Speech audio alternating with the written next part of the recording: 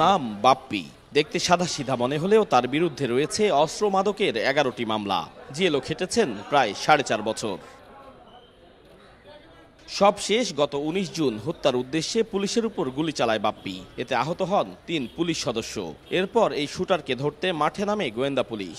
26 June বেশ কয়েকজনকে গ্রেফতার করা হলেও অধরায় থেকে যায় মূল হোতা বাপ্পি। তবে পরদিনই পুলিশের জালে আটকা পড়ে সে। গ্রেফতারের সময় উদ্ধার করা হয় বিদেশি পিস্তল, ম্যাগজিন, গুলি এবং ইয়াবা।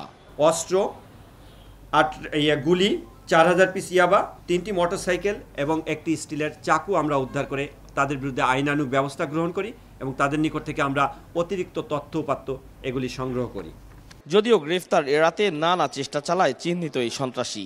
উক্ত বাপ্পি ভিতরে গ্যাস সিলিন্ডারের গ্যাস ছেড়ে দিয়ে ঘরের মধ্যে গ্যাস যুক্ত করে পুলিশকে ভয় ভীতি প্রদর্শন করতে থাকে যে যদি পুলিশ অপারেশন পরিচালনা করে তাহলে তিনি আগুন জ্বালিয়ে দিয়ে ভিতরে শিশু, বাচ্চা এবং নারী যারা আছে তাদেরকে নির্মমভাবে হত্যা করবে মর্মে তিনি হুমকি ধামকি দিতে থাকেন। গ্রেফতারকৃত বাপ্পি আশুলিয়ায় ঝুট ব্যবসার নিয়ন্ত্রণ নিতে অস্ত্র সংগ্রহ করে সংগঠিত হচ্ছিল বলে জানায় পুলিশ।